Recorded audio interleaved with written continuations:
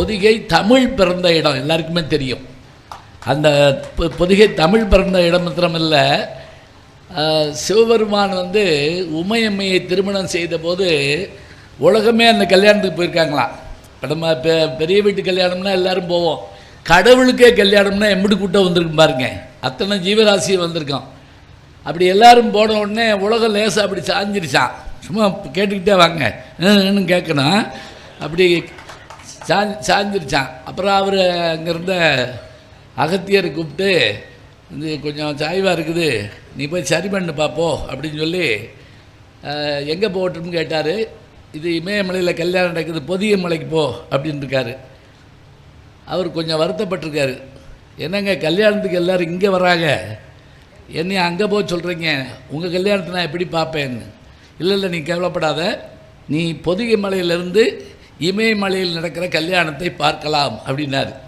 இப்போ நீங்கள் கேட்டிங்கல்ல, இதை நான் வகுப்பில் சொன்னேன். ஒருத்தர் குப்புக்குன்னு சிரிச்சான், என்னடான்னு கேட்டேன். இங்கேருந்து பார்த்தா எழுத்து விட தெரியாது. பொதிகை மலையிலிருந்து அவர் அதுவும் அவர் ஆளுகள்லேயே ரொம்ப குட்டியானவர் அகத்தியர். அவர் பொதிகை மலையிலிருந்து இமயமலையில் நடக்கிற கல்யாணத்தை பார்த்தாருன்னு நீங்கள் சிரிக்காமல் சொன்னீங்கல்ல, அதை பார்த்து எனக்கு சிரிப்பு வந்துருச்சு அப்படின்னு சொன்னேன். நானும் ஒன்றும் சொல்லலை. இப்போ ஒலிம்பிக் நடந்துச்சுல்ல, அது நீ பார்த்தியா அப்படின்னு கேட்டேன். ஆமாம், அருமையாக இருந்தது, பிரமாதம். அதில் நம்ம ஆட்கள் ஜெயிக்கிறப்பெல்லாம் நான் அப்படி கைதட்டினேன். போயிருந்தியா ஒலிம்பிக்குன்னு கேட்டேன்.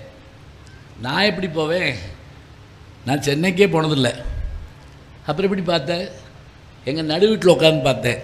ஏன்பா, உலகத்தில் எங்கேயோ நடக்கக்கூடிய ஒலிம்பிக் போட்டியை நடு வீட்டில் உட்காந்து நீ பார்த்து கைதட்டினேன்னு சொன்னால் நான் நம்பணும். ஆனால் பொதிகையிலேருந்து இமயமலையில் நடந்த கல்யாணத்தை அகத்தியர் பார்த்தாருன்னு நான் சொன்னால் நீ நம்ப மாட்டேன். ஏன்னா நீ அறிவியலை வச்சுக்கிட்டு இந்த பார் எடுத்துக்காட்டுறேங்கிற. நாங்கள் என்ன சொல்கிறோம், அது ஆன்மீகம் மட்டும் இல்லாமல் அது சொல்லுகின்ற பாதை தான். இன்றைக்கி ஒரு கட்டுரை வந்திருக்குங்க பத்திரிக்கையில், எவையெல்லாம் கற்பனையோ அவையெல்லாம் பின்னால் கண்டுபிடிப்புகளாக மாறும். இதுதான் உண்மை. ஆழி செந்தில்நாதன் எழுதின கட்டுரை முடிஞ்சால் படித்து பாருங்க. அதில் இருக்குது, எதை நீங்கள் கற்பனை பண்ணுறீங்களோ அந்த கற்பனை நடக்கும் அப்படிங்கிறாங்க. அது நிச்சயமாகும்.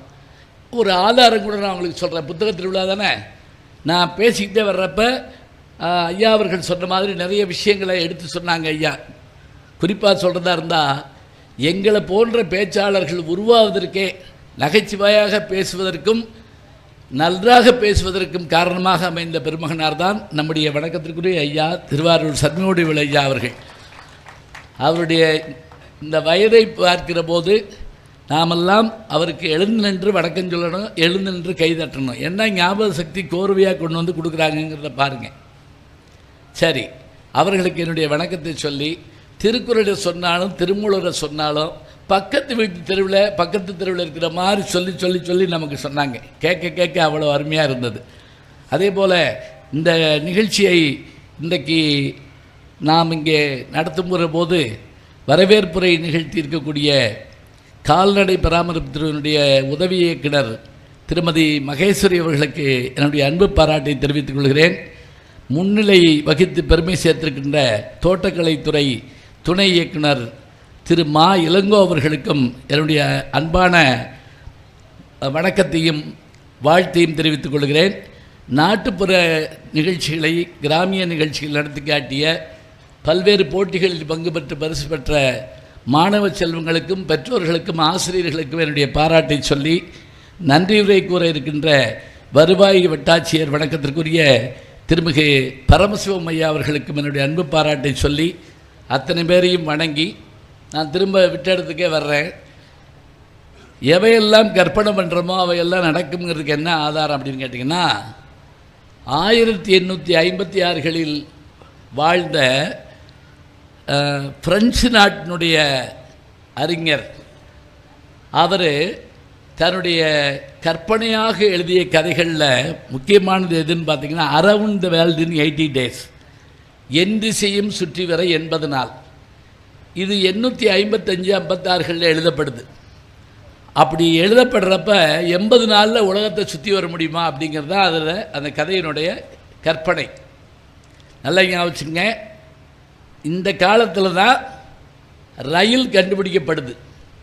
அதுக்கு என்ன ஆதாரம்னு கேட்டிங்கன்னா, உவேசா அவர்களுடைய என் சரித்திரம், உவே சாமிநாதையர்களுடைய என் சரித்திரத்தில் ஒரு அருமையான செய்தி இருக்கும்.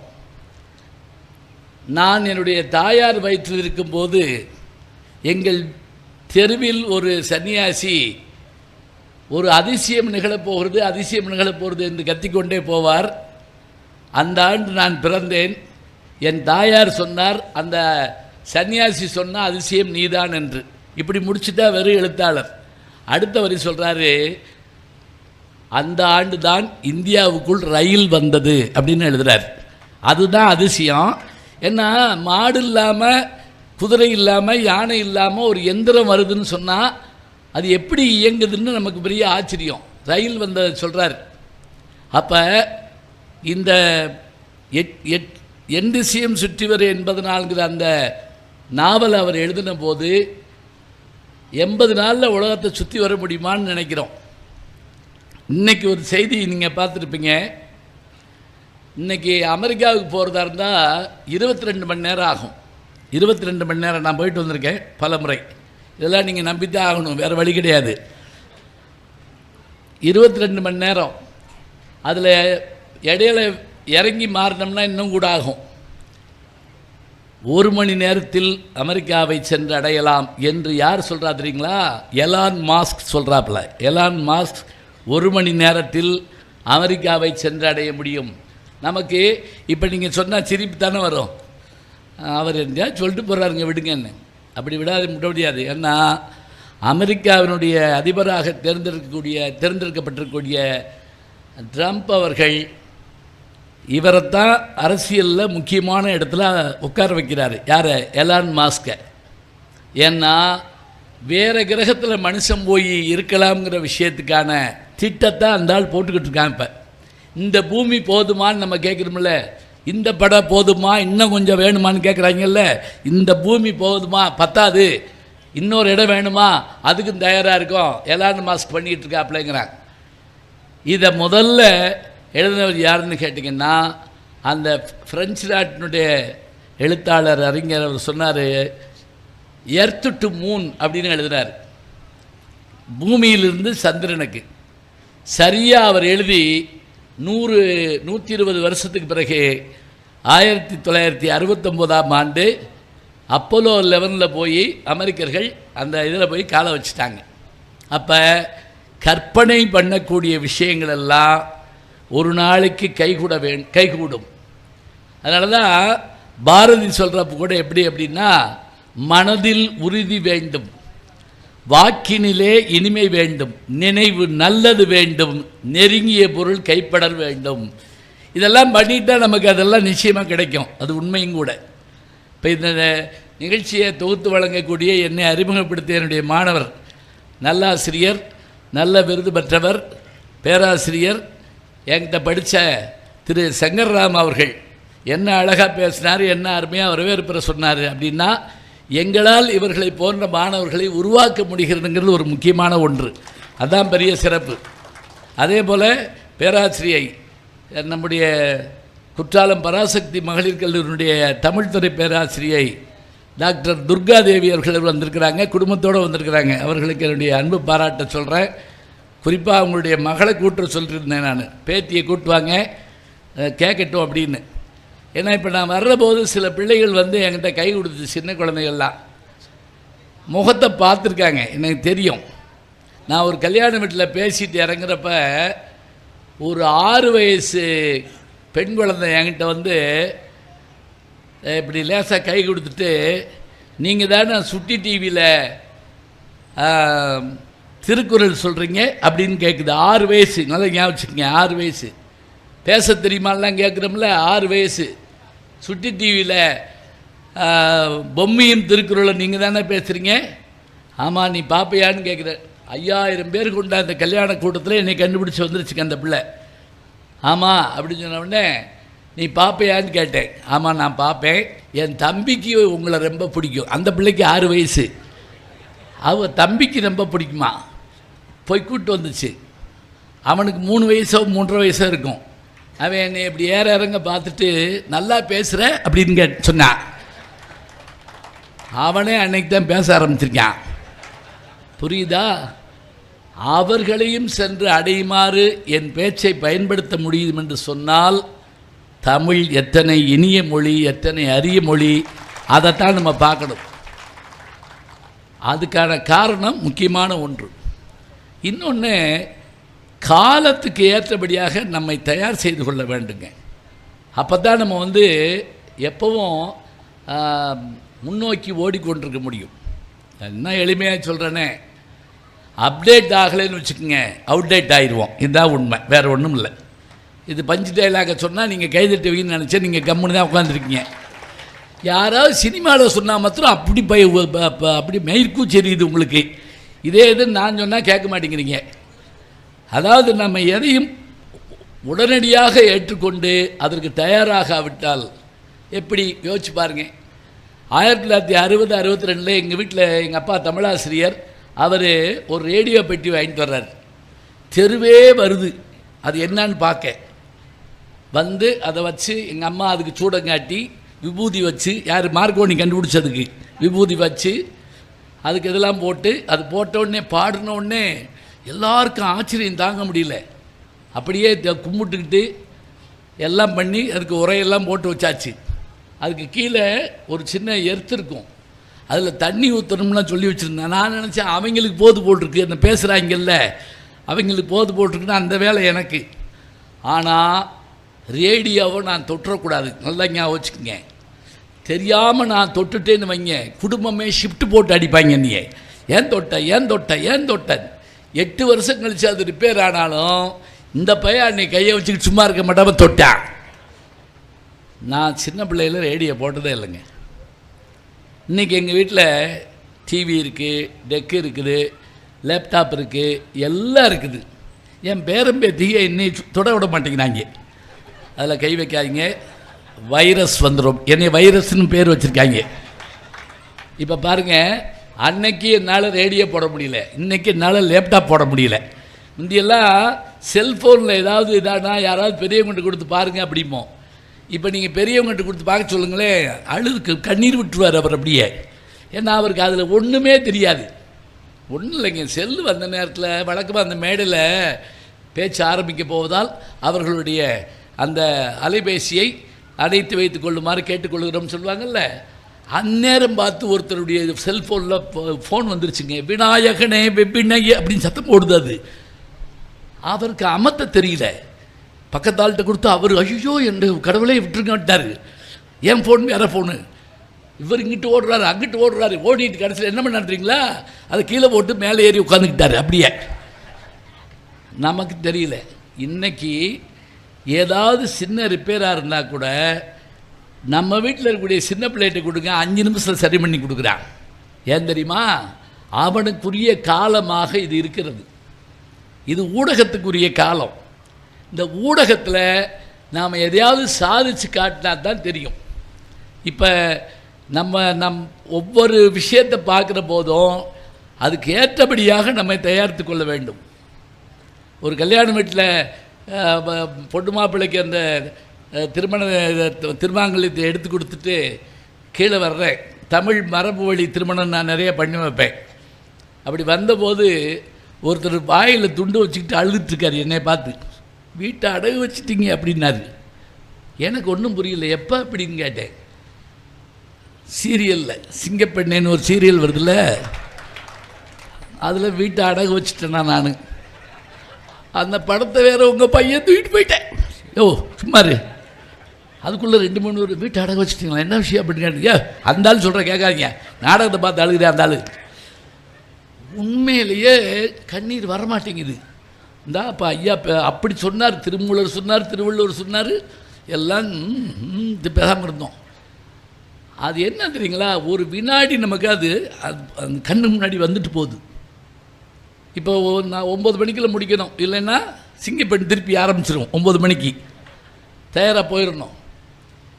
எதுக்கு சொல்கிறேன் அப்படின்னா, எல்லாவற்றையும் நம்ம ரசிக்கவும் பார்க்கவும் கற்றுக்கொண்டோம்னா அதில் எல்லாத்துலேயும் உள்ளே போய் என்னதான் இருக்குன்னு பார்த்துட்டு வந்துடுவோமே அப்படிங்கிற ஒரு எண்ணம் எனக்கு உண்டுங்க. அதனால தான் நான் என்ன பண்ணுறேன் அப்படின்னா, வாய்ப்பு கிடைக்கிற போதெல்லாம், இன்றைக்கி ஐயா சொன்னாங்கல்ல யூடியூப் சேனல், இப்போ ஒரு 5 நிமிஷத்துக்கு முன்னாடி வந்த செய்தி என்னன்னு தெரியுங்களா? நான் 2018 யூடியூப் சேனல் ஆரம்பித்தேன். இன்றைக்கி 4 லட்சம் பேர்களை கொண்ட சப்ஸ்கிரைபர்ஸ் கொண்ட அந்த சேனலாக இன்றைக்கி இப்போ மாலையில் 6 மணிக்கு அது மாறி இருக்குது. 4 லட்சம் பேர் ஒரு செய்தியை போட்ட உடனே அதை பார்க்குறதுக்கு 4 லட்சம் பேர் தயாராக இருக்கிற மாதிரியான ஒரு நிலை வந்திருக்குன்னு சொன்னால், எத்தனை ஓட்டம் ஓடி இருக்கணும், எத்தனை செய்திகளை படிச்சிருக்கணும், என்னென்ன வேணும். ஏன்னா அவ்வளோ சுலபமாலாம் எல்லோரும் பார்க்க மாட்டோம். சில பேர் டிவி பார்க்குறப்ப பார்த்துருக்கீங்களா, மாற்றிக்கிட்டே இருப்பாங்க, என்னன்னு தெரியாது, இப்படி மாற்றிக்கிட்டே இருப்பான். இன்னும் சில பேர் என்ன பார்க்குறான்னு சொல்ல முடியாது. ஒருத்தர் மனைவியை கூட்டிகிட்டு டாக்டர்கிட்ட போனான். என்னான்னு கேட்டார். இந்த அம்மா விடாமல் டிவி பார்த்துக்கிட்டே இருக்குது. இது நோயே இல்லையேன்னு இருக்கார் அவர். டிவியை ஆஃப் பண்ணிட்டாலும் கரண்ட்டு போனாலும் லைட்டை பொருத்தி வச்சு பார்த்துக்கிட்டு இருக்கேன். சரி, முத்திருச்சு. உடனே அந்த அம்மா சொல்லிச்சு, இதே தான் இவரும் கிரிக்கெட் விளையாடுறப்ப அது என்னானாலும் அதை அமர்த்தினாலும் பார்த்துக்கிட்டு இருக்காரு. அப்போ நல்ல குடும்பம், பல்கலைக்கழகம் மாதிரி. அது இந்த அம்மா நாடகம் பார்க்குது, அவர் கிரிக்கெட் பார்க்குறாரு. அந்த பையக வீடியோ கேம்ஸ் பார்க்குறாங்க. மனுஷனை எவனும் பார்க்குறதில்ல. இப்போ நீங்கள் இந்த +2 படிக்கிற வீடுகளில் போய் பாருங்கள். ஒரு கல்யாண வீட்டில் பையனை கூட்டு இல்லையான்னு கேட்டேன். அவங்க 2 பேரும் பதறாங்க. +2 படிக்கிறான், அதுக்கு என்ன, எங்கேயும் வரமாட்டான், யாரு கூடயும் பேச மாட்டான், யார் மூஞ்சிலையும் முழிக்க மாட்டான், கொஞ்ச நாள் கழிச்சு எங்கள் மூஞ்சிலையும் முழிக்காமல் போயிடுவான், அவ்வளோதான். இதுக்கு தான் படிக்க வைக்கிறோமா? என்ன சொல்கிறது? இது என்ன வேணும் தெரியுங்களா? நல்லா அறிமுகம் பண்ணுவாங்க. யாராவது வந்தால் கூப்பிடுவாங்க, இங்கே வா, இந்த வா, அவருக்கு வணக்கம் சொல்லு. யார் தெரியுமா அவர்? உனக்கு பெரியப்பா டிஸ்ட்ரிக்ட் ஜட்ஜாக இருக்கார். இன்னொருத்தர் வருவார், மாமா, அவர் கலெக்டராக இருக்கிறாரு. இது எது தெரியுங்களா? அந்த பிள்ளைக்கு மனசுக்குள்ள கலெக்டர், டாக்டர், என்ஜினியர், நீதிபதி அப்படிங்கிற ஒரு எண்ணம் மனசுக்குள்ளே வரணுங்க. நம்மளும் வரணுங்கிற மாதிரி வரணும். இன்றைக்கி நீங்கள் நம்ம வீட்டு பிள்ளைகளை கூப்பிட்டு யார்த்தையாவது அறிமுகம் பண்ணிருங்க பார்ப்போம். இங்கே வாடா, பேசாமல். நான் பார்த்ததுங்க அமெரிக்காவில். அவர் நானும் அவரும் போய் உட்காந்து பேசிக்கிட்டு இருக்கோம் அவங்க வீட்டில். அப்போ அதை ஒருத்தர் திடீர்னு ஓடி வந்து எங்கள் 2 பேர்த்தையும் தாண்டிட்டு வீட்டுக்குள்ளே ஓடினான். நான் திருடனாக இருக்குன்னு நினச்சேன். நான் மாடிக்கு ஓடிட்டான். இவர் சிரிப்பிச்சுக்கிட்டே இருந்தார். திடீர்னு சத்தம் கேடுச்சு. ஏதோ அவன் வந்து இது பார்த்துக்கிட்டு இருக்கான் போல் இருக்கு. அப்புறம் இறங்கி வந்தான். வர்ற போதே பார்த்தீங்கன்னா இங்கே ஒன்று மாட்டிருக்கான், இங்கே ஒன்று மாட்டிருக்கான், காதில் ஒன்று மாட்டிருக்கான். நான் கூட ஐசியூவில் இருந்து வர்றான் அப்படின்னு நினச்சேன். நான் இந்த இதெல்லாம் போட்டிருப்போம்ல அது மாதிரி வந்தானா. இவர் தான் என் நண்பர். இவரை கொண்டு போய் நீ ஏர்போர்ட்டில் விட்டுட்டு வா. அவன் இங்கிலீஷில் கத்துனா பாருங்க அவங்க அப்பாட்ட. ஓ நண்பர் நான் ஏன் கூப்பிட்டு போகணும்? எனக்கு அவருக்கு என்ன? அவன் எனக்கு இங்கிலீஷ் தெரியாதுன்னு வஞ்சிருக்கான். வேறு என்னென்ன வஞ்சானோ எனக்கு தெரில. நான் அவர்கிட்ட சொன்னேன், நீங்கள் 2 பேரும் வராட்டாலும் நான் போயிடுவேன், ஒன்றும் கவலைப்படாதீங்க. நல்லா கவனிச்சுக்குங்க, எப்படி பிள்ளையை விளக்குறமோ அதுக்கேற்றபடி தான் பிள்ளை இருக்கும். அவன் கேட்குற என்ன தெரியும், ஓ நண்பரால் எனக்கு என்ன லாபங்கிறான். இதுக்கு நீங்கள் என்ன பதில் சொல்லுவீங்க? நாம் பிள்ளைகளை எப்படி சொல்லுவோம் ரொம்ப அருமையாக. நின்று கேட்குறவங்களாம் கூட உட்காந்துக்கலாமே வந்து வாங்க, உடனே வீட்டுக்கு போயிடாங்க. சாரி, சில பேர் ஏதாவது சொன்னோம்னா படக்குன்னு போன காதல் அப்படியா அப்படின்னு சொல்லிட்டு நல்லா உட்காந்து கேட்கலாம். தமிழில் தானே பேசுகிறோம், வேற என்ன புரியுதில்ல, பேசுகிறதுலாம் புரியுது இல்லைங்களா? அவ்வளோதான். அப்போ நம்ம இன்றைக்கு இந்த ஊடக உலகத்தில் நம்ம இருந்தாலும் நம்முடைய உறவுகள், நண்பர்கள், பிள்ளைகள் இவர்களோடு நம்ம நல்ல உறவாடுவதற்கு நாம் பயிற்சி எடுக்கணும். அதனால தான் அன்புன்னா என்ன, அறன்னா என்னங்கிறதுக்கு விளக்கம் சொன்னாங்க ஐயா. அன்பும் அறனும் உடைத்தாய் நில்வாழ்க்கை, பண்பும் பயனும் அதுன்னா அன்பு உடைத்தாய் நில்வாழ்க்கை பண்பு, அறம் உடைத்தாய் நில்வாழ்க்கை பயன். அவ்வளோதான். இதை நம்ம தெரிஞ்சுக்கிட்டோம்னா போதும். அதுக்கு தான் ஐயா அந்த கதைகளெல்லாம் எடுத்து சொன்னாங்க. அவங்க திருக்குறள் கதைகள்னு புத்தகமே போட்டிருக்கிறாங்க. சங்கரராமன் சொன்னார் இப்போ தான் கொஞ்ச நேரத்துக்கு முதல்ல. அதெல்லாம் வாங்கி படிங்க. இப்போ நாங்கள் பேசுகிற போது சொல்கிற புத்தகங்கள்லாம் மறக்காமல் வாங்குங்க. எதுக்காக அப்படின்னு கேட்டால், நான் சொன்ன அந்த புத்தகத்தினுடைய ஆசிரியர் ஜூல்ஸ் வெர்ன், அந்த ஃப்ரெஞ்சு நாவலாசிரியை, அவர் எழுதின புத்தகம் தான் around the world in 80 days. அது எப்படி உண்மைங்கிறத மட்டும் சொல்லிட்டு நான் உள்ளுக்குள்ளே வந்துடுறேன். எங்கள் பேச்சுக்குள்ளே வரணுன்னா இன்னொரு வரைக்கும் வரலையான்னு கேட்கக்கூடாது. இப்போ கொஞ்சம் நேரம் நீங்கள் எப்படி கேட்குறீங்கன்னு பார்த்துக்கிட்டு இருந்தேன், அவ்வளோதான், வேறு ஒன்றும் இல்லை. இங்கே சாப்பிட்ட உணவு இங்கே போனால் 3 மணி நேரங்க. இங்கே கேட்குற செய்தி நம்ம மனசுக்குள்ளேயோ நம்முடைய அறிவுக்குள்ளேயோ போனால் சாகிற வரைக்கும் மறக்கப்படாது. இதை நான் சொல்லலை, திருவள்ளுவர் சொல்கிறார். செல்வத்துள் செல்வம், இந்த ஊரில் திருக்குறள் இல்லையா?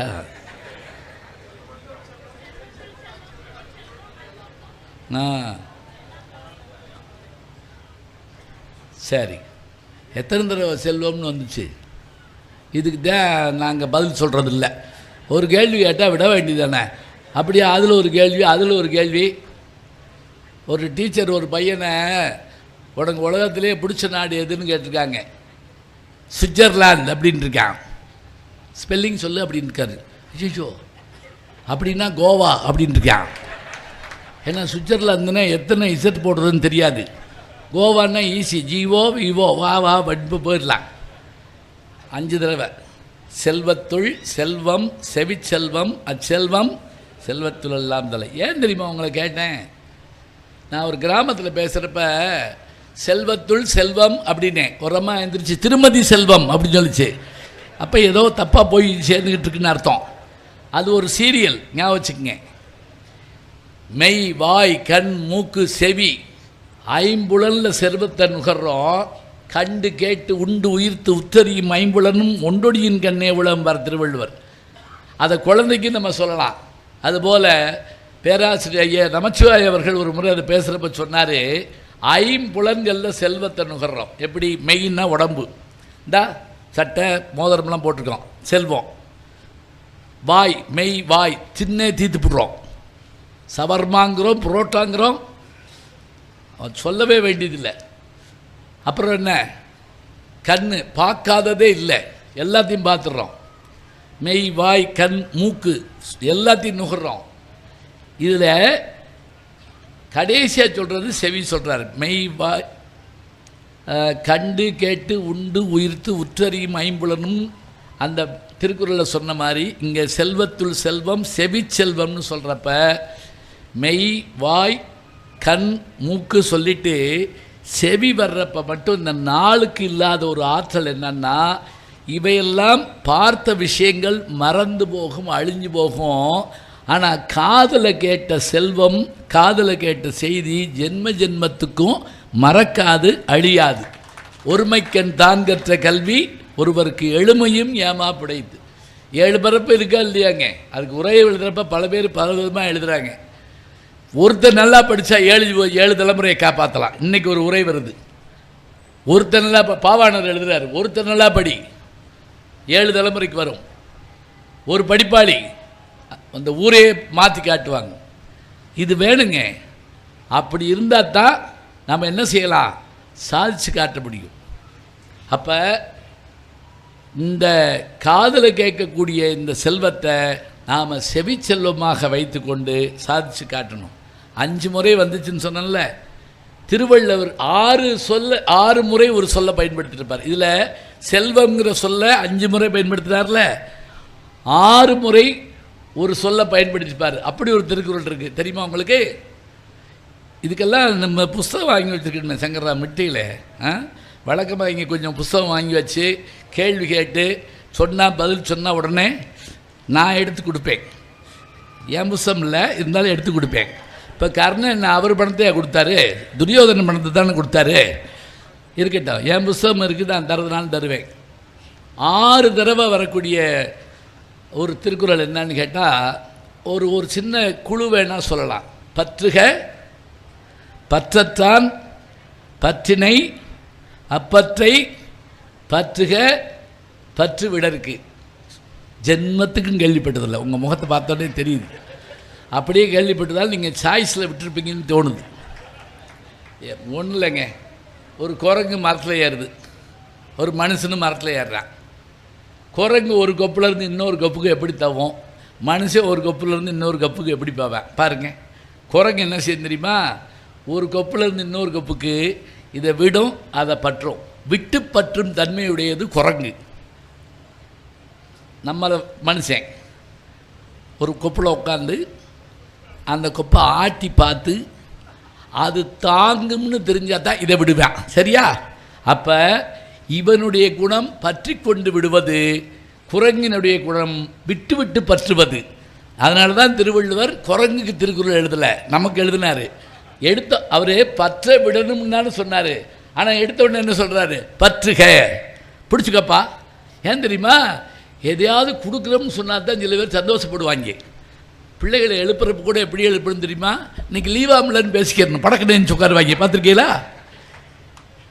இன்னும் சில பேர் இதை சாப்பிட்டு படுத்துக்க படம் எந்திரிப்பா பல்லாறுன்னு போ, பல்ல வழக்கு போ. அது எழுப்புகிற முறை இதெல்லாம்.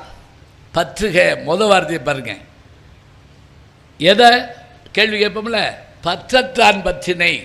எதுக்கு கேள்வி கேட்போம்ல, பற்றுக இன்னொருக்கு போடுறாரு, பற்று விடற்கு. உன்னுடைய பற்றுக்கள் எல்லாம் விட வேண்டும் என்று சொன்னால், பற்றுக்களை எல்லாம் விட்டவன் ஒருவன் இருக்கிறான் இல்லையா, அவனுடைய திருவடிகளை பற்றுக்கொள். அவ்வளோதாங்க. இது இந்த திருக்குறள்லாம் இருக்குது சொல்லிக் கொடுக்கறதுக்கு. நம்ம வாங்கிக்கக்கூடிய தன்மை இருந்தால் நம்ம ஜெயிச்சு காட்டிடலாங்க. படிக்கிறது சுவாரஸ்யம் மட்டும் இல்லைங்க, ஒரு சந்தோஷம் இருக்கணும், ஒரு மகிழ்ச்சி இருந்தால் அவ்வளோ அருமையாக இருக்கும். இப்போ இன்றைக்கி எனக்கு தலைப்பு என்னன்னு கேட்டிங்கன்னா, கல்வி அழகே அழகு, இதுதான் தலைப்பு. இது ஒன்றும் இல்லை, ஒரு பாட்டோட கடைசி வரி. நான் எந்த பாட்டுன்னு கேட்க மாட்டேன், ஒன்றும் பயப்படாமல் இருங்க. இப்போ தான் ஒருத்தர் எந்திரிச்சு போகிறார், ஒரு மாதிரி ஒரு கவலையோடு போய்கிட்டு இருந்தார். இருக்கட்டும். நாலடியார்னு ஒரு நூல் இருக்குது தமிழில். ஆலும் வேலும் பல்லுக்குருதி கேள்விப்பட்டிருப்பீங்க. நாலும் இரண்டும் சொல்லுக்குருதி. ஆலும் வேலும்னு என்னென்னா, ஆலங்குச்சியும் வேலம்பட்டையும் பல்லு விளக்குன்னா உறுதியாக இருக்குமா. இந்த பாருங்க, எனக்கு தெரிஞ்சு எங்கள் அப்பா தமிழாசிரியர், அவர் சொல்லுவார் வீட்டில் எப்படின்னா, உமிக்கருக்கு போட்டுங்க, அந்த உமியை இப்படி சுற்றி வச்சு அதில் நடுவில் ஒரு கங்கை போட்டுருவாங்க. விடிய காலம் வரைக்கும் கணிஞ்சு அதை எடுத்து எங்கள் அம்மா சளிச்சு வச்சாங்கன்னா அது பல்பொடி. சரியா? அதில் கொஞ்சம் உப்பு கலந்து கோம்பார் எங்கள் அப்பா. சொன்னது எப்போ, 1962. இப்போ ஒடியாந்து சமந்தா உங்கள் பேஸ்ட்டில் உப்பு இருக்கா அப்படின்னு கேட்குறாங்க. சமந்தா தானே, சரியாக சொல்கிறேன்னா? நான் சங்க இலக்கியம் பேசுவேன், சமந்தாவை பற்றி பேசுவேன். சரியா? உங்கள் பேஸ்ட்டில் உப்பு இருக்கான்னு கேட்குறாங்கல்ல. உப்பை போட்டு நாம் என்ன பண்ணோம், அந்த உமியில் விளக்கணும். இதுதான் ப்ரஷ்ஷு. அது இதில் விளக்குறது ஒன்றும் தப்புன்னு சொல்லலை. நான் இன்னும் சொல்ல போனால், தினம் ஒரு புது பேஸ்ட்டை யூஸ் பண்ணவன் தமிழன் தானேங்க. அப்படி குச்சியை ஒடிப்பான், விளக்கிட்டு தூக்கி போட்டு போயிடுவான். சில பேர் வெள்ளி விழா கொண்டாடுறாங்க ஒரு ப்ரஷ்ஷை வச்சுக்கிட்டு. 25 வருஷம் எப்பா, அப்போ நீ வெளியே சொல்லாமல் இருப்பா, எங்களுக்கு திக்குங்குது. 25 வருஷமாக வழக்கு வாங்கி அதை வச்சு இல்லை. அப்போ பாருங்கள், ஆளும் வேலும் பல்லுக்குருதி, நாலும் இரண்டும் சொல்லுக்குருதினா, நாலுன்னா நாலடியாருங்க, இரண்டுனா திருக்குறள். 2 வரி கொண்ட திருக்குறளும் 4 வரி கொண்ட நாலடியாரும் அது எப்படிப்பட்டது என்றால் வாழ்க்கைக்கு உறுதியை தருவது. அதான் நினச்சி வச்சுக்கோங்க. எப்போவும் எதை கேட்குற போதும் மனசுக்குள்ள மகிழ்ச்சியோடும் முகத்தில் ஒரு சந்தோஷத்தோடும் கேட்கணும். அது எதுக்காக தெரியுங்களா? அப்படி கேட்குறப்ப தான் நமக்கு அது பதிவாகுங்க. வாரியார் சாமி 4 மணி நேரம் பேசுவார், ஐயாவுக்கு தெரியும், கிருபானந்த வாரியார் சாமி. 4 மணி நேரத்தில் சமையல் குறிப்பு சொல்வார், ஒரு பாட்டு பாடுவார், ஒரு தனியாக ஆவர்த்தனம் பண்ண விடுவார், ஒரு 10 நகைச்சுவை சொல்வார், புராண கதை அப்படியே மறக்காமல் அடிச்சு கொண்டு வருவார். இவ்வளவும் ஒரே ஆள் செஞ்சு காட்டுவார். அப்போ நம்ம அசைய விடாமல் இருப்பதற்காகத்தான் சில நேரங்களில் நகைச்சுவையை பயன்படுத்துகிறோம். இந்த நெல் இப்படி போடுற போது அந்த சாக்கை ஒரு குலுக்கிட்டு திரும்ப போடுவோம். எதுக்கு தெரியுமா? இன்னும் 2 பிடி சேர்த்து பிடிக்கும். அதுக்காகத்தான் இந்த நகைச்சுவை கூட எதுக்குன்னா, கொஞ்சம் மனசை அப்படி இனிமையாக்கும், இன்னும் கேட்கலாம் போல தோணும். சரி, எங்கே இருக்குது நகைச்சுவை? சில பேர் கேட்குறாங்க. நான் சொல்கிறேன் எங்கே இல்லை, எல்லா இடத்துலையும் இருக்குது. சரி, சோகமான நேரத்தில் நகைச்சுவை ரசிக்க முடியுமா? நல்லா ரசிக்கலாம். இப்போ போன ஆண்டு நேரம் நவம்பர் டிசம்பரில் சென்னையில் பெருவெள்ளம் வந்துருச்சு, நீங்கள் பார்த்துருப்பீங்க. என் நண்பர் அமெரிக்காவிலேருந்து வந்து அவர் கல்யாணத்தை வர வச்சுவிட்டார். அவருடைய 60ஆம் கல்யாணம், என்னை கட்டாயம் வரணும்ட்டார். நானும் போயிருந்தேன். வெள்ளத்தில் மாட்டிக்கிட்டேன். என் மக வீட்டுக்கு போயிருந்தேன். அவங்க வீடு மேடவாக்கத்தில் இருக்குது. பேர் தான் மேடவாக்கம், அது பள்ளவாக்கம். தண்ணி அப்படி போகுது. நான் காரில் தான் போகிறேன். நானே ஒரு ஏழைக்கேற்ற இனோவா வச்சுருக்கேன். அது மிதக்குது அப்படியே. அவர் டிரைவர் படகு ஓட்டுற மாதிரி ஓட்டிக்கிட்டு இருக்காரு. என்ன ஆகுமோன்னு தண்ணி கூடிக்கிட்டே போகுது ரோட்டில். நாங்கள் ஒன்றும் ஆற்றுக்குள்ளெல்லாம் போகல. அதில் சில கணவன்மார்கள் ஃபோன் பண்ணி சொல்லிக்கிட்டு இருக்காங்க, ஆமாம் நான் தண்ணியில் தான் இருக்கேன் அப்படின்னு வேறு சொல்கிறாங்க. அவர் உண்மையை தான் சொல்கிறாரு, ஆனால் தைரியமாக சொல்கிறாரு. இப்போ நான் மிதந்துக்கிட்டு இருந்தேன்ல, அப்போ அந்நேரம் ஒருத்தர் மீம்ஸ் போடுறாங்க. எனக்கு என் சூழலையும் மறந்து நான் சிரிச்சிட்டேன். அதில் என்ன தெரியுமா இருந்துச்சு, வீட்டுக்குள்ளே தண்ணி புகுந்து கழுத்தளவு தண்ணியில் ஒருத்தர் நிற்கிறான். அவன் சொல்கிறான், இந்த பிளாட்டு வாங்கினப்ப 10 அடியில் தண்ணின்னு சொல்லி விற்றாங்க, மேலையா கீழையான்னு சொல்லாமல் விட்டுட்டாங்க. நினச்சி பாருங்க. அங்கே நானும் மிதந்துக்கிட்டு தானே இருக்கிறேன். அப்போ கூட எனக்கு அந்த கவலை வரல, என்னை ஒரு நிமிஷம் அப்படி மாற்றி போட்டுச்சு. எப்படிடா யோசிக்கிறீங்க, நம்ம சொல்கிறோம்ல, அது போல். இப்போ நீங்கள் நினச்சி பாருங்கள், இந்த நாலடியாருங்கிற நூலை என்னுடைய தந்தையார் சொல்வார், 400 பாட்டு அடே படித்து வச்சுக்கடா, திருக்குறள் 1330 படித்து வச்சுக்கடா, முழுக்க மனப்பாடம் பண்ணுறா. மனப்பாடம் பண்ணி உலகத்தை செத்தவனே கிடையாதுடா. இது எங்கள் அப்பா எனக்கு சொல்கிற வார்த்தை. மனப்பாடம் பண்ணி உலகத்தில் எவனும் செத்தது கிடையாதா. ஏன் தெரியுமா, அவர் கடைசி இப்போ காலத்தில் வேலை பார்க்குறப்ப அது 1 ஆண்டு அவருக்கு பார்வை இல்லாமல் போச்சுங்க. ஆனால் அந்த பார்வை இல்லாமல் போகிறப்ப கூட அவர் வந்து எப்படி அந்தகக்கவி வீரராக முதலியார் பாடங்களை சொல்லுவாரோ அதுபோல் அந்த பார்வை இல்லாத அந்தகக்கவி முதுவில், அவருடைய சட்டை இல்லாத முதுவில் இப்படி எழுதுறதை வச்சு எழுத்தை உணர்ந்துக்கிட்டு வரான். என்னுடைய தந்தையார் வகுப்பு நடத்துகிறப்போ கையில் புத்தகமே இருக்காதுங்க.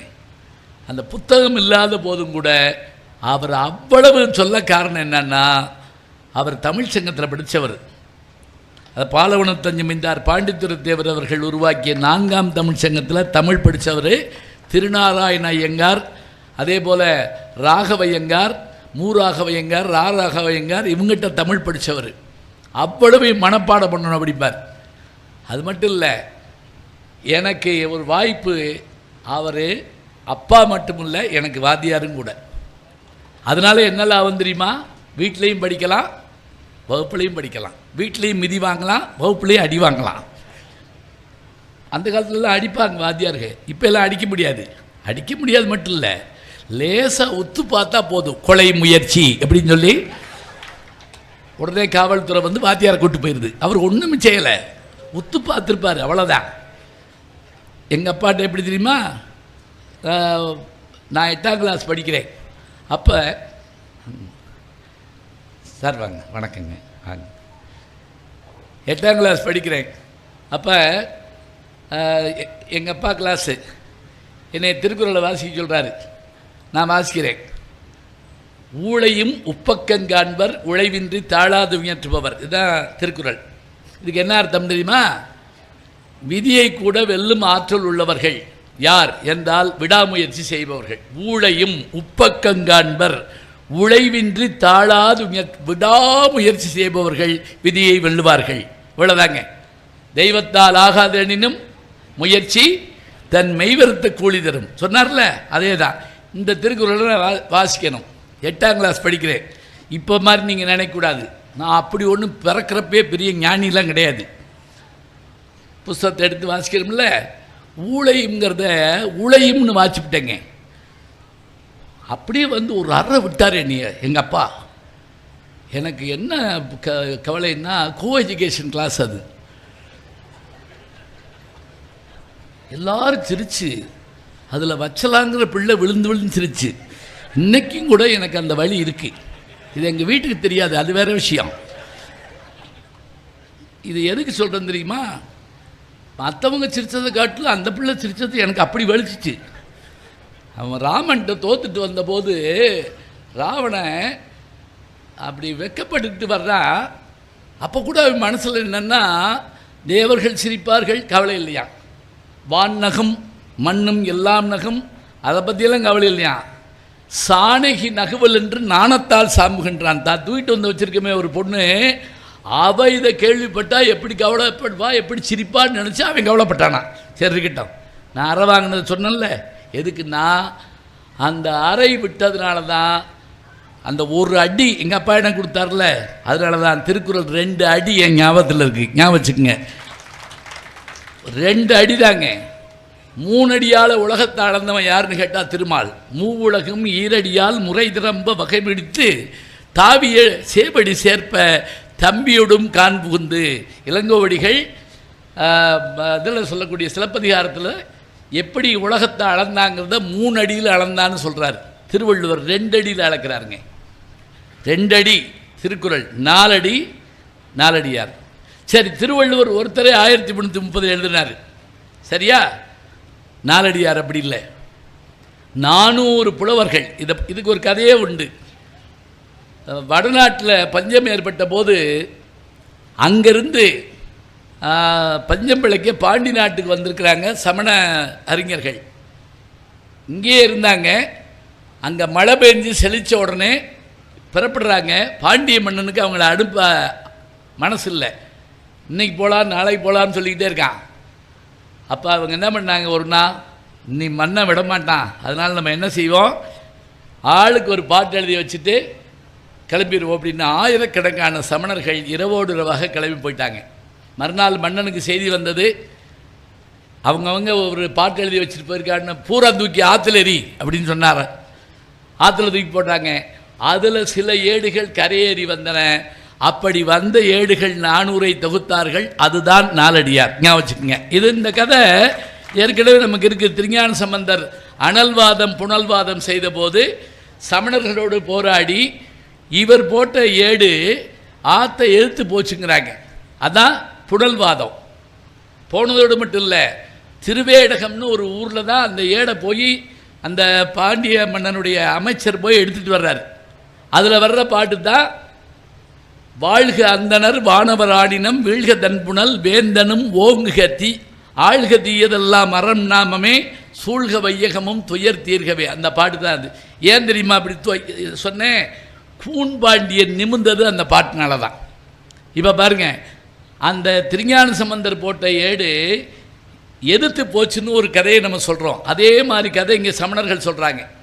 சரி, சமணர்கள் போட்ட ஏடெல்லாம் என்னாச்சு? அது அப்படியே ஆற்று வழியை போய் திருப்பாச்சேத்திங்கிற ஒரு இடத்துல சேர்ந்துட்டான். திருப்பா சேர்ந்த இடம் திருப்பாச்சேத்தி. இது நம்ம தெரியாமல் என்ன பண்ணிக்கிட்டு இருக்கோம், திருப்பாச்சி அருவான்னுக்கிட்டு இருக்கோம். அது அருவா இல்லை, அது பாட்டு. அது போய் சேர்ந்த இடம். இந்த 400 பாட்டு இருக்கு இல்லைங்களா, இதை அந்த காலத்தில் பாடியவர், தொகுத்தவர், தொகுப்பித்தவர் அப்படிம்பாங்க. ஒருத்தரை பாட வைக்கணும். பாட வைக்கிறதுக்கு அரசன் உதவி செய்வார், செல்வந்தர்கள் உதவி செய்வாங்க. எப்படி கம்பனுக்கு ஒரு சடையப்பு வள்ளல் கிடைத்ததால் தான் நமக்கு கம்பராமாயணம் கிடைத்தது. ஞாபகம் வச்சுக்கோங்க. குலோத்துங்க மன்னன் செஞ்சிருக்க முடியாதா? செய்யலையே. குலோத்துங்க மன்னன் செய்யலை, கம்பனுக்கு சடையப்பு வள்ளல் செஞ்சார். அதனால தான் 1000 பாட்டுக்கு ஒருக்க அவருக்கு நன்றி சொல்லிக்கிட்டே வந்தார். யார்? கம்பர். அதுவும் அவர் ஊர் எப்படிப்பட்ட ஊர், எப்படிப்பட்ட கொடைவள்ளல்னு சொல்லுவார் தெரியுமா? அந்த சடையப்பு வள்ளல்ல, அடையா நெடுங்கதவும் அஞ்சேல் என்று சொல்லும் உடையான் சடையப்பன் ஊர். அவங்க ஊர் எப்படிப்பட்டதா? அந்த ஊர் அவ்வளவு செழுமையான ஊராம். எரும மாடு குளத்தில் குளிக்க போகுமா, வெறா மீன் வந்து முட்டுமா அதனுடைய மடியில், கண்ணுக்குட்டியாக்கும் நினச்சி வீடு வரைக்கும் பால் அப்படியே பொழிஞ்சிக்கிட்டே போகுமா. பால் சுரப்பது வேறு, கறப்பது வேறு. ஞாபகம் வச்சுக்கோங்க. சுரப்பதுன்னா என்ன அர்த்தம்? தானே பொங்கி வரணும். மோட்டெருமை வாவி புக்கு மோட்டெருமைன்னா அந்த மாடு, எருமை மாடு. மோட்டெருமை வாவினா குளம். மோட்டெருமை வாவிவுக்கு முட்டுவரால் கன்று என்று வீட்டளவும் பால் சொரியும் வெண்ணையே. நாட்டில் அடையா நெடுங்கதவும் அஞ்சேல் என்று சொல்லும் உடையான் சடையப்பன் ஊர். இதாங்க சடையப்பொருளை பற்றி சொல்கிற வார்த்தை. இப்போ கூட நீங்கள் யோசிச்சு பாருங்கள், வள்ளல்களால் தான் பெருமை இருக்குது. எப்படி கண்ணதாசன் ஒரு முறை வருத்தத்தோடு உட்கார்ந்துருந்தாராம். சாண்டோ சின்னப்பாத்தேவர் என்ன வருத்தமாக இருக்குங்க கவிஞர், ஏன்னா அவர் படத்துக்கு பூரா பாட்டு எழுதுகிறவர் அவர் தான். ஒன்றும் இல்லை, பொண்ணுக்கு கல்யாணம் வச்சுருக்கேன், பணமும் கிடைக்கல மண்டபமும் கிடைக்கல, ரெண்டும் தர்றேன்னு இருக்கார் சாண்டோ சின்னப்பாத்தேவர். ரெண்டும் தர்றேன் சொன்னதோடு மட்டும் இல்லாமல் ஒரு நிமிஷத்தில் செட்டு போட்டு, எது கல்யாணம் செட்டு போட்டு, அதில் இந்த இப்போ பாருங்கள் எவ்வளோ மழை பெஞ்சாலும் ஒரு பொட்டு தண்ணி மேலே விழுகாமல் அருமையாக இதை இப்போ ஏற்பாடு பண்ணியிருக்காங்கன்னா எவ்வளோ பெரிய விஷயம். ஏன்னா இந்த மழையை சாக்கு வச்சு பல பேர் ஊரை விட்டே போயிடுவாங்க. பார்த்துருக்கோம்ல, இருந்து கேட்கணுங்கிறதுக்காக மண்டபம் போட்டு மடி நிறைய பணம் கொடுத்து அந்த கல்யாணத்தை பண்ணி வச்சாருங்க. கண்ணதாசன் சொன்னார், கம்பனுக்கு ஒரு சடையப்பா, கண்ணதாசனுக்கு ஒரு சின்னப்பா, அவ்வளோதான். ஒரே வார்த்தை, சின்னப்பா தேவருங்கிறத கம்பனுக்கு ஒரு சடையப்பா, கண்ணதாசனுக்கு ஒரு சின்னப்பா. நிலச்சி போதில்லைங்க, ஒரு பாட்டு பாடிட்டோம்னா நிலச்சி நிற்கிது அப்படியே. சரி, இப்போ நான் இந்த தலைப்பில் கடைசி வரி தான் இந்த பாட்டு. இந்த பாட்டு முழுமையும் சொல்லிட்டோம்னா பேச்சு முடிஞ்சு போகும், ஒன்றும் கவலையே பட வேண்டாம். ஏன்னா எப்போவுமே நான் பேச வர்றப்ப கேட்டுட்டு தான் வருவேன் எவ்வளவு நேரம் பேசணும்னு. அது எதுக்கு தெரியுங்களா? அது எதுக்குன்னா, ஒரு சின்ன கிராமத்துக்கு நான் பேச போயிருந்தப்ப அந்த ஊர் பஞ்சாயத்து போர்டு தலைவர்கிட்ட எவ்வளவு நேரம் பேசணும்னு கேட்டேன். அவர் ஒடியாந்து என் கையை பிடிச்சிட்டு கண்ணீர் விட்டார். இப்படி கேட்கப்படாதியா, இது உங்கள் ஊர், எவ்வளவு நேரம் வேணாலும் நீங்கள் பேசுங்க, நாங்கள் போயிடுவோம் அப்படின்னாரு. உங்கள் இதில் தலையிடலை, எங்களுக்கு வேலை இருக்குல்ல, அப்புறம் நான் என்ன வேலையை தவிர ஊர் ஊராக போய் பேசிக்கிட்டு இருக்கேன். எங்கே இருந்து கேட்டால் தாங்க பேச முடியும். இப்போ என்ன சங்கடம் தெரியுங்களா? பல நேரங்களில் நீங்கள் கைதட்டுறதில்ல, சிரிக்கிறது இல்லை. ஏன் தெரியுமா? டிவியாக பார்த்து பழக்கப்பட்டீங்களா? டிவியை பார்த்து கைதட்டுறீங்களா? சிரிச்சிருக்கீங்களா? மல்லாக்கப்படுத்து பார்க்குறோம். ஒரு வீட்டில் ஒரு திருடனை பிடிச்சி கட்டி வச்சுருந்துக்காங்க. இன்ஸ்பெக்டர் வந்தோடனே கேட்டார், இவனை எப்படிமா பிடிச்சிங்க? அந்த வீட்டுக்காரம்மா சொல்லியிருக்கு, இவன் மாடியில் போய் பீரோவை திறந்து நெக்லஸ் எடுத்திருக்கான், நாங்கள் பார்க்கல. கீழே பெட்டியை திறந்து ரூபாய் எடுத்திருக்கான், நாங்கள் பார்க்கல. சமயக்கட்டுக்குள்ளே போய் 3 தோசை சுட்டு தின்னுருக்கான், நாங்கள் பார்க்கல. நாங்கள் பார்த்துக்கிட்டு இருந்த டிவி பெட்டியை தூக்கிட்டே அப்போ பிடிச்சோம்.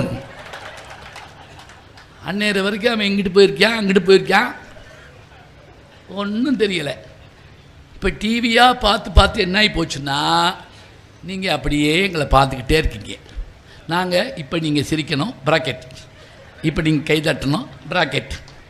இந்த இப்போ இதில் சிரிப்பு அப்படின்னு போடுவாங்கள்ல, பத்திரிகைலாம் பார்த்துருக்கீங்கள, இந்த நேரத்தில் கை தட்டினார்கள், இந்த நேரத்தில் சிரிப்பார்கள். இன்னொரு கொடுமை என்னன்னா, டிவியில் தேவையில்லாததுக்கெல்லாம் சிரிக்கிற மாதிரி எடுத்து போட்டு விட்டுறாங்க. ஒருத்தர் வணக்கம்ங்கிறார், எல்லோரும் விழுந்து விழுந்து சிரிக்கிறாங்க. முட்டாளுகளா? வணக்கத்துக்கு எவனா சிரிப்பானா? இல்லை. என்னென்னா சிரிக்கிறத போட்டு விட்டுறது. அப்போ உண்மையான விஷயம் என்னன்னு தெரியாமல் போயிருக்கேன்.